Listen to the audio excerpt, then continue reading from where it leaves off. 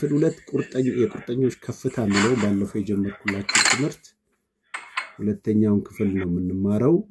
አንደኛው ክፍል ያመለጣችሁ ሰዎች እዚህ ቲክቶክ ላይ ዩቲዩብ ቻናል ቃሉን ስማ ፌስቡክ ላይ ቴሌግራም ላይ ያለላችሁ ስለዚህ መከታተል ይቻላል። ስለዚህ ዛሬ የቁርጠኞችን ከፍታዎች የምናይበት ክፍል 2 ትምህርት ነው እንግዲህ። ስለዚህ እስቲ እግዚአብሔር እንዲያስተምረን እንጸልያለን። መንፈስ ቅዱስ በመካከላችን የሚፈልገውን ፍሬ እንድናፈራ ጌታ ብዙ ፍሬ ብታፈሩ አባቴ በዚህ ይከብራል ይላል። አብ የሚከብረው ሁሌ እንደዚህ የምትማሩትን ትምህርት በህይወታችሁ ፍሬ ስታፈሩ ነውና እግዚአብሔር ደግሞ እንዲረዳን እንጸልያለን። ኢየሱስ ጌታ በምሕረትና በቸርነት ባለጠጋ የሆንክ የእስራኤል ቅዱስ እንደገና እድሜና ጊዜ ሰተህን ጌታ ሆይ ቃል እንድንማር እንደዚህ እንድንገናኝ ለኔም ለወገኖቼም በታች ያሉት በላይ ያሉትም ጸጋና አቅም ስለጨመርክልን ስም የተባረከ ይሁን። ጌታ እግዚአብሔር ሆይ ሰማዮቹና ደግሞ ሰምቶ የሚረሱ ሳይሆን ሰምተን የምናስተውል ራሳችንን በመስተዋት ፊት ቆሞ ራሱን ሰው እንደሚያስተካክል በመንፈሳዊ ህይወታችን ራሳችን የምናርቅበት ፍሬ የምናፈራበት ይሆንልን ዘንድ በነገሮች ሁሉ አቅም እንድሰጠን በኢየሱስ ጸልያለሁ። የሰማነውን በልቦናችን ውስጥ አሳድር።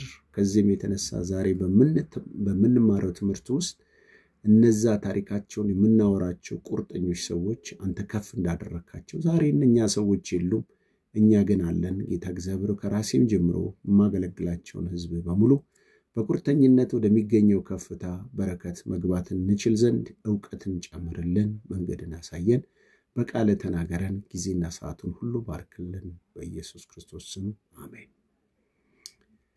እንግዲህ ዛሬ የምንማረው ትምህርት የቁርጠኞች ከፍታ ሃሌሉያ ራሱ ይህንን ክፍል እንዳስተምር እንግዲህ እዚህ ለእናንተ ማስተምር ያለው ዙማም አለኝ በዙም ላይም እንደገና በራሴ ማጥቢያ ላይ በቤተ ክርስቲያን ውስጥ አስተምራለሁ። ይሄ በዚህ ዘመን ባለነው ክርስቲያኖች ከምንታማበት ከምንነቀፍበት አንዱ ህይወታችን የቆረጠ ማንነት የቆረጠ ልምምድ አለመኖራችን እዛም እየረገጥን ጌታም ራሱ በጣም የተቸገረበት ጊዜ ዘመን ውስጥ ነን ያለነው። ዛሬ አማኝናቸው ስንል ነገ ዓለማዊ ሆነው፣ ዛሬ በግናቸው ስንል ነገ ፍየል ሆነው እየተቸገርን እንዳገልጋይ በጣም የሚከብድበት ዘመን ውስጥ ነው ያለነውና ጠጋ ስትሏቸው አንዳንድ ጊዜ ምን ይላሉ እህቶች ካገቡ በኋላ የጋብቻ ትምህርት ሳስተምር ካገቡ በኋላ እንዴት ነው ትዳር ስንላቸው ሳላገባው መልአክ ነበረ ካገባውት በኋላ ሰይጣን ሆነብኝ ይላሉና አንዳንድ ጊዜ ውጫዊ ሰው መሳይ በጣም መልካም ስነ ምግባር ያላቸው ይመስሉ ሚቅለሰለሱ በድራማ ስራዎቻቸው ታዋቂ የሆኑ ሰዎች ነገር ግን ጠጋ ስንላቸው በህይወታቸው ውስጥ በጣም ደካማና ሽንፈት የተሞላ ህይወት የሚኖሩ ሰዎች እንደሆኑ ስናይ ልባችን ሊያዝንብን ይችላል። እንግዲህ ይሄ ትምህርት አንዱ ምንድነው መቁረጥ የሚቻል የቁርጠኝነት ህይወት እጅግ ወሳኝ እንደሆነ ልባችሁ እንዲሞቅ ውስጣችሁ እንዲነሳ እኔም እንደ አባቶቼ እኔም እንደ ሐዋርያት እኔም እንደ አገልጋዮች እኔም ከኔ በፊት እንደሮጡት ኢየሱስ ክርስቶስ ነውርን ታግሶ ነውርን ንቆ መከራን ታግሶ በአብቀኝ የተቀመጠው በቁርጠኝነቱ ነው እና አባቶችም በድንጋይ የተወገሩት በመጋዝ የተሰነጠቁት በዘይት እንደ ዮሐንስ በዘይት የተቀቀሉት ለአንበሶች የተጣሉት በእቶን እሳት ውስጥ የተጣሉት በቁርጠኝነታቸው ምክንያት ነው። ስለዚህ ዛሬስ በዚህ ዘመን እውነት እሳት ስላልነደደ አንበሳ ስላልተከፈተ ወይም ደግሞ በድንጋይ ስላልተወገርን ስላልታሰርን ስላልተደባደብን መከራው የቀረልን መስሎን ከሆነ መከራው ብዙ ነው፣ መምጫው ልዩ ነው። በአንድም በሌላ እኔና እናንተ እምነታችንን እንድንተው የጀመርነውን ክርስትና እንድናቋርጥ የማይከፈትብን ጦርነት የለም። ታስታውሳላችሁ ዮሴፍ ላይ የመጣው ትግል በወጣትነቱ በእድሜው ለርሱ በጣም ሴንሲቲቭ በሆነበት እድሜ ክልል ላይ አብረን እንተኛ የምትል ጀግና የአንድ ነገስታት ሚስት ናት የጋበዘችው እና በዛ ላይ እንዲጨክን ያስቆረጠው እግዚአብሔር ጋር ያለው የቁርጠኝነት ህይወቱ ነው። ስለዚህ በህይወታችሁ በሚገጥማችሁ ነገር ስኬታማ እንድትሆኑ ዛሬ ይሄ ትምህርት ቆራጦች ሆኖ ነው ባጭሩ። ቆራጦች እምቢ ባይ ሆኖ እምቢ አሻፈረኝ እምቢ የሚል ማንነት ነው። እንግዲህ ከዚህ ከጠቀስናቸው ያለፈው ሳምንትን ትምህርት ለማስተዋወስ መነሻ ጥቅሳችን ለዚህ ጥቅስ ሩት ምዕራፍ 1 ቁጥር 18 ላይ ነው። ሩት ምዕራፍ 1 ቁጥር 18 ላይ የሚለው ምንድነው? ኑሃሚንም ከእርሷ ጋር ለመሄድ እንደቆረጠች ባየች ጊዜ እርሷን ከመናገር ዝም አለቻት ይላል። ሃሌሉያ! ኢየሱስ ስም ይባረክ። ኑሃሚን ከእርሷ ጋር ለመሄድ ለምንድነው? ኦፍራ የምትባለው ኑሃሚንን ስማ ስትለያት እንግዲህ ባለፈው ጊዜ ታሪኩን ነግሬያችኋለሁ። ባክግራውንዱን የዚህ ቃል መነሻ ሐሳብ ኑሃሚን የምትባል አቢሜሌክ የሚባል ባልና ሚስቶች ሁለት ወንድ ልጆች ነበራቸው። በራብ ምክንያት ወደ ሞዓብ ይወርዳሉ። እዛ በሞዓብ በሄዱበት ሰዓት ረሃብ ሽሽት ነው ሞዓብ ይወረዱትና እንግዲህ እግዚአብሔር ከሞዓባውያን ሰዎች ጋር እንዳይገናኙ ህብረት እንዳያደርጉ ጉደንግጓል። ነገር ግን ችግሩ ሰዷቸው ወደ ሞዓብ በሄዱበት ጊዜ ኑሃሚን ሁለት ወንድ ልጆቿን ባሏን ጭምር ታጣለች። ከዚህ የተነሳ የቀሩት ሁለት ወንድ ልጆቿ እነሱም ሚስት አግብተው ነበር። አንደኛው ኦፍራ ትባላለች፣ አንደኛው ሩት ትባላለች። ሁለት ልጆቿና ባሏ ከሞተ በኋላ ኑሃሚን ቤተልሔምን እዛ ሸሽታ የሄደችበት ምድር እግዚአብሔር እንደጎበኘ ስትሰማ ከሞዓብ ተነስታ ወደ ቤተልሔም በምትመጣበት ጊዜ ሁለት ምራቶቿ ተከተሏት ማለት ነው። እሷ ደግሞ ለምን ትከተሉኛላችሁ? እኔ አርጅቻለሁ። ከዚህ በኋላ እንኳን አግብቼ ልጅ በወልድ እናንተ እኔን መጠበቅ አትችሉም። ስለዚህ ጊዜያችሁን አታቃጥሉ፣ በጊዜ ተመለሱ አይነት ነገር አለቻቸው። በዚህ ጊዜ በጣም አለቀሱ። ነገር ግን ኦፍራ የምትባለዋ እሷ ስማት ስትለይ ሩት ግን ተጠጋቻት ይላል። ጌታ እግዚአብሔር ስሙ የተባረከ ይሁን። ሃሌሉያ! ምክንያቱም ሩት በኑሃሚን ውስጥ ያየችው አንዳች ነገር እንዳለ መጽሐፉን ዝርዝር ሐሳቡ ስትመለከቱ ያለ ነገር እንዳለ ነው። ምክንያቱም እቺ ሴት ውስጥ አንድ የኪዳን ሴት ናት፣ ከይሁዳን የመጣችው። ስለዚህ እቺም ሞዓባዊት ሴት ከዚህ ሴትዮ ከኑሃሚን ጋር ለመለየት ፈጽሞ አልፈቀደችው። ምን ብላለቻት? ሕዝብሽ ሕዝቤ፣ አምላክሽ አምላኬ፣ በምትሞችበት ሞታለሁ፣ በምትቀበርበት እቀበራለሁ፣ እንድለይሽ አታስቸግርኝ አለቻት። በዛ ጊዜ ኑሃሚንን ከእርሷ ለመሄድ እንደቆረጠች፣ ከእርሷ ጋር ለመሄድ፣ ከእርሷ ጋር ለመሞት፣ ከእርሷ ጋር የእሷን አምላክ ለማምለክ እንደቆረጠች ባየች ጊዜ ዝም አለቻት። አያችሁ፣ ቁርጠኝነት የኑሃሚንን ታሪክ የሩትን ታሪክ ስትመለከቱ በፍጹም በእግዚአብሔር ጉባኤ ሞዓብ ለዘላለም አይግባ የተባለውን የኪዳንን ግርግዳ ሰብራ ነው ከዳዊት የዘር ግንድ ቆጠራ ውስጥ የገባችው። እቺን ሩት ሰብራ የገባችው። ሩት ሞዓባዊት ሴት ናት። ነገር ግን ከዚህ በቆረጠችው ቁርጠኝነት የተከለከለን ሕግ ሰብራ በማቴዎስ ምዕራፍ 1 ውስጥ ታገኛታላችሁ። እንዲሁም ደግሞ በዚህ ሩት መጽሐፍ መጨረሻ ላይ ታገኛላችሁ። ሩት ቦዔዝን ታገባለች። ቦዔዝ ኢዮቤድ የሚባል ልጅ ይወልዳል። ኢዮቤድ እሰይን ይወልዳል። እሰይ ዳዊትን ይወልዳል። ዳዊት ኢየሱስ ክርስቶስ ጋር ይደርሳል ማለት ነው። አያችሁ እንግዲህ ይሄንን የዘር ግንድ ቆጠራ ውስጥ እንድትገባ ያደረጋት አምላክሽ አምላኬ ሕዝብሽ ሕዝቤ ነው ብላ በእኛ ሀገር ቋንቋ ጌታን ስለተቀበለች ነው። ያ በእርሷ ላይ የሚሰራውን ሕጉን ተቀብላ በዛ ሕግ የሚጠበቅባትን መስፈርት በመቀበሏ ምክንያት ከዚህ የተነሳ ሩት የተከለከለውን የአይሁድ የዘር ግንድ ውስጥ ሰብራ እንድትገባ ዕድል አግኝታለች ማለት ነው። ምክንያቱም ሩት ለመግባት አይደለም አታስበው። ምክንያቱም ሕጉ በነህምያ ምዕራፍ 13 ላይ ሞዓብ በእግዚአብሔር ጉባኤ ለዘላለም እንዳይገባ የሚል ሕግ አለ። አያችሁ ይሄንን ሕግ የሰበረችበት ሚስጥሩ ምንድነው ብላችሁ ብታነቡ ሩት ምዕራፍ 1 ቁጥር 18 የቁርጠኝነቷ ጉዳይ ነው። ስለዚህ ዛሬም የመልእክቴ ርዕስ የቁርጠኞች ከፍታ ክፍል 2 ነው የምትማሩት። የቁርጠኞች ከፍታ ሁልጊዜ ያልታሰበ ያልተጠበቀ ሰው ሊገባው የማይችል ያለ ሕግ የሆነውን ነገር ሁሉ ሰብሮ መግባት የሚያስችል ኃይል ማለት ነው። ወደዛ ልምምድ ውስጥ ነው የምትገቡት። ዛሬን ትምህርት ከተማራችሁ በኋላ ጠላት የዘጋባችሁን ሰዎች የዘጉባችሁን መለኮት ዓለም ስለ እናንተ በቆረጣችሁት መቁረጥ ምክንያት እግዚአብሔር በሕይወታችሁ ላይ አስደናቂ ነገር የሚሰራበት ታይም ይሆንላችኋል ማለት ነው። ስለዚህ ወንድሞቼ እህቶቼ፣ ስለዚህ ዛሬ በመጽሐፍ ቅዱስ ከዘፍጥረት እስከ ራዕይ ብትመለከቱ ቆርጠው ነገራቸው የተሳካ ሰዎችን እናያለን። በብዛት ጉዳያቸው በቁርጠኝነታቸው ምክንያት እግዚአብሔር ነገራቸውን የቀየሩ ሰዎችን ታሪክ ነው ማወራላችሁ። ስለዚህ አንዷ ሩት ነች። ሌላው እንደገና ሐዋርያ ሥራ ምዕራፍ 1 ቁጥር 21 ቁጥር 13 ላይ የምናገኘው ጳውሎስ ነው። አያችሁ ስንቆርጥ በእናንተ ሕይወት ውስጥ የተከፈቱ አፎችን ዝም ታሰኛላችሁ። አትችልም የሚልህን አፍ፣ አትረባም የሚልህን አፍ፣ አትገባም የሚልህን አፍ፣ የተከለከልክበትን ጉዳይ ያለ ሕግ የሆነውን ጉዳይ ሰብራችሁ መግባት ይሆንላችኋል።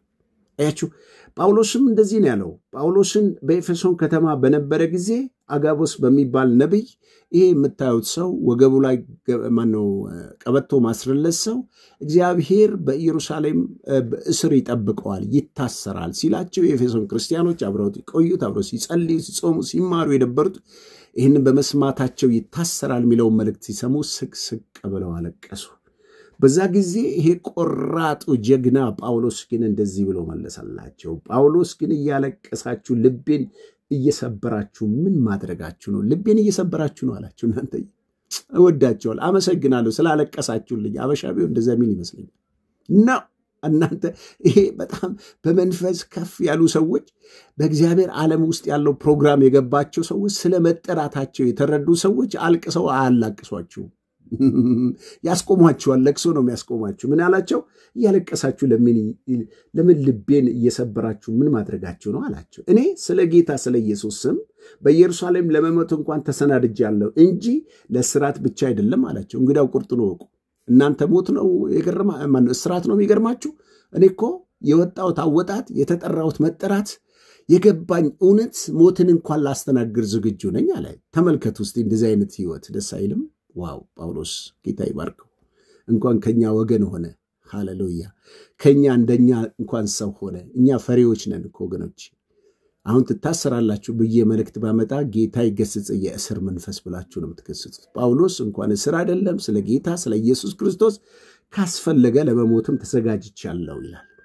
ቁጥር 14 ላይ ምን ይላል? 21 14 ላይ እንግዲህ ምክር ሊቀበል እንቢ ባለ ጊዜ ምክር አለመቀበል አይደለም ፈሪ የሚያረግ ምክር ምን ያደርግላቸዋል?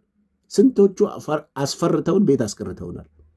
አስፈርተውን እድሜያችንን ጨርሰናል። አስፈርተውን በህይወታችን በኑሯችን በጓዳችን ለውጥ እንዳናመጣ ቆርጠን ተነስተን የእግዚአብሔርን ሐሳብ እንዳናደርግ ሽባ አድርገውናል። አንዳንዴ ምክሮች አጋንንት የተሞሉ ምክሮች ናቸው።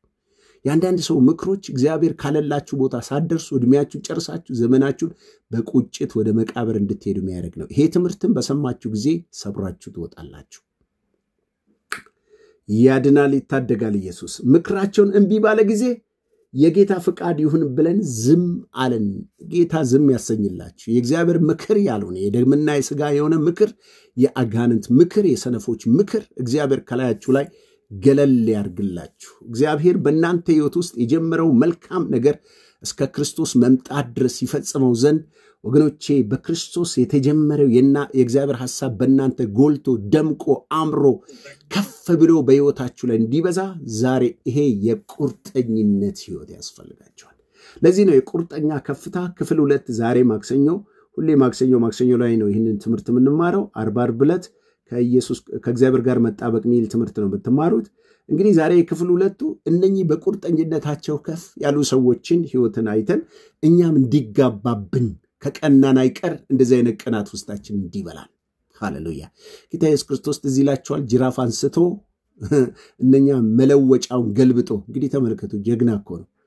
በጅራፍ እየገረፈ እንግዲህ ፌደራል ፖሊስ ነው ሱማን ነው ብላችሁ የምትሉት ጉዳይ እኮ ነው። አያችሁ ቤቴ የጸሎት ቤት እንጂ የወንበዴ ዋሻ አይደለም። ቆራጥ ስለሆነ ነው። ምን አገባ ቢሉኝስ ብሎ አላለም። ቢደበድቡኝስ አላለም። ለምን? የያዘው ጉዳይ የወንጌል ጉዳይ ነው። የያዘው ጉዳይ የእግዚአብሔር ኪንግደም ጉዳይ ነው። ይሄ ኪንግደም ሜንታሊቲ ሲኖራችሁ ወገኖቼ ስለ ወንጌል ለመሞትም ትሰናዳላችሁ፣ ለመደብደብን ትሰናዳላችሁ። አንድ ጊዜ ጳውሎስ በፊልጵስዩስ ከተማ ላይ ወንጌል ከሰበከ በኋላ በተለይ የዛች ከተማ ባለጠጋ ያደረገችን ጠንቋይ ሟርተኛ ሴት ገስጾ ካወጣላት በኋላ በከተማው ውስጥ ያሉት ህዝቦች በሙሉ አንድ ነገር አሉ። የትርፋቸው ተስፋ እንደወጡ ባዩ ጊዜ ጳውሎስና ሲላስን ደብድበው አስረዋቸው ወህኒ ቤት አስገቧቸው። ወገኖች አይገርም?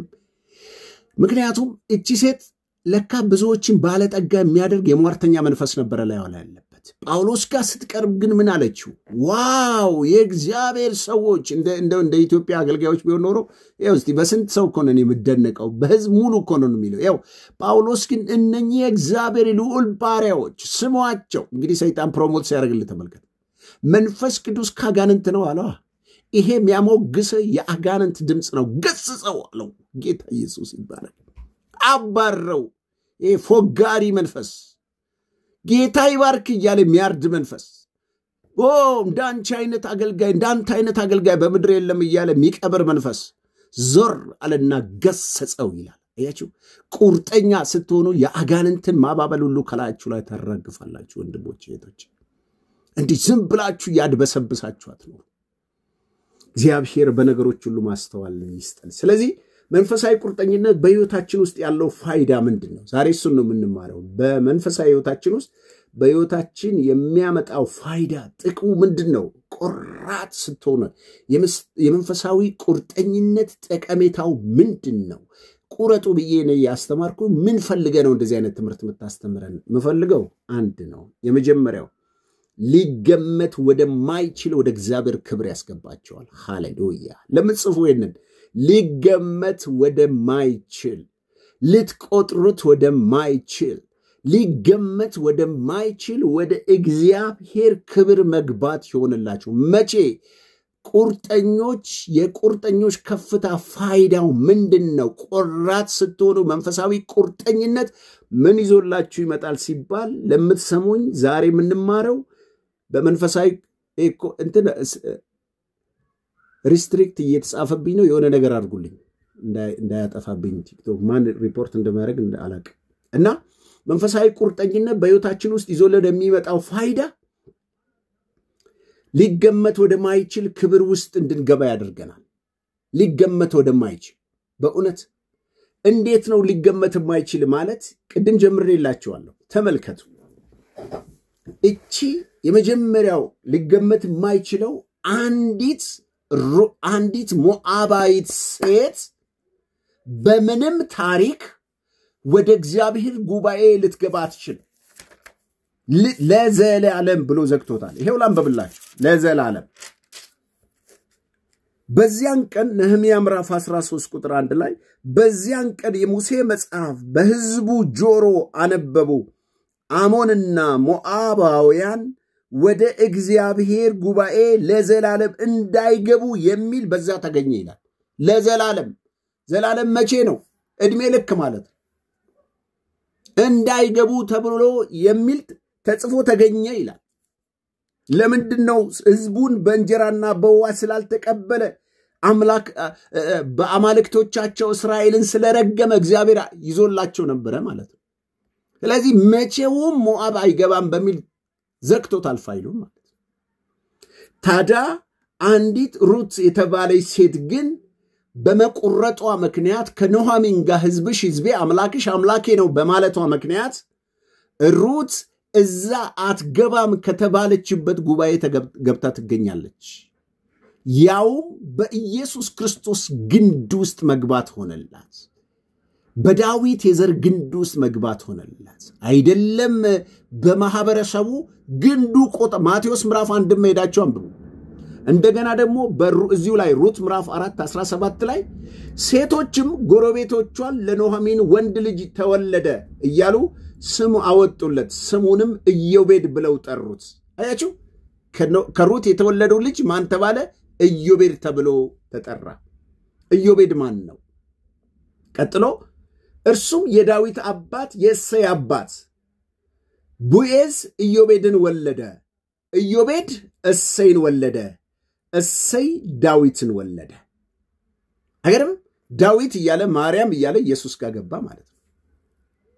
አያችሁ ይሄንን በፍጹም ልትገባ አትችልም የተባለውን ነገር መግባት ሆነላት።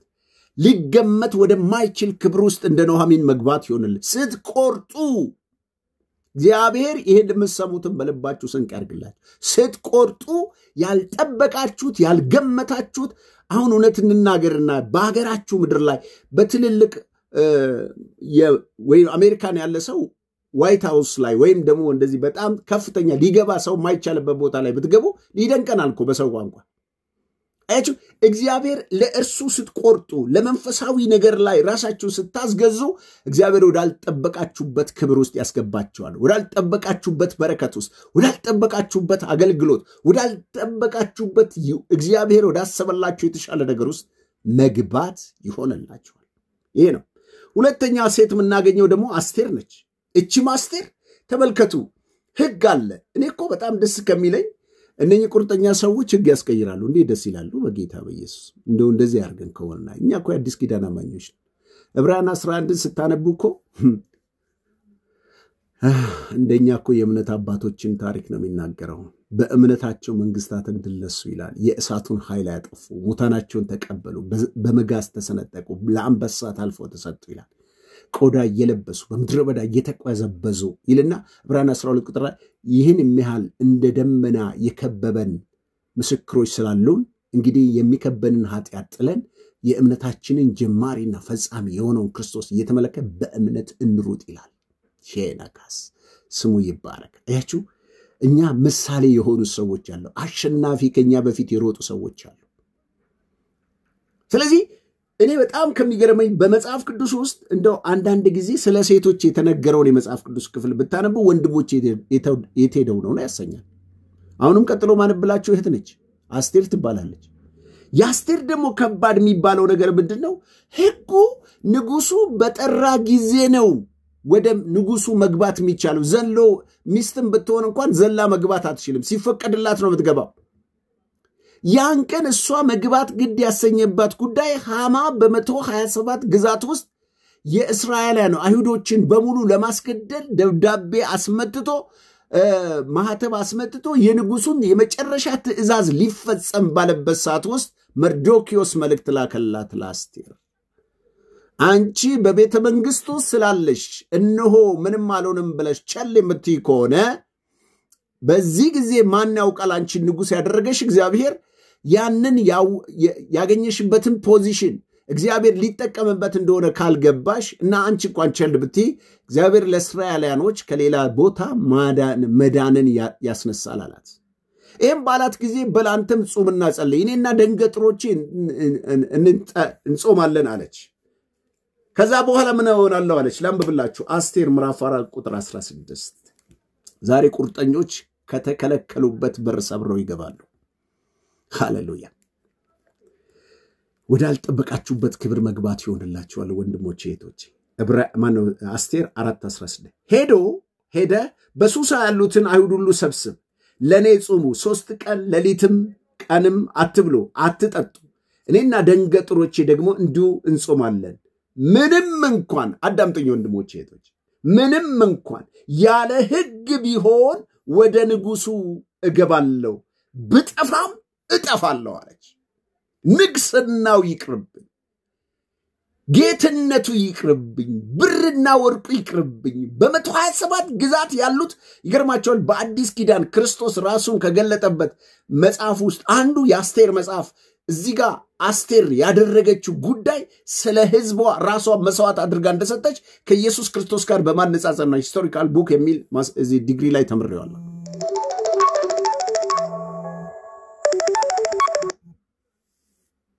እና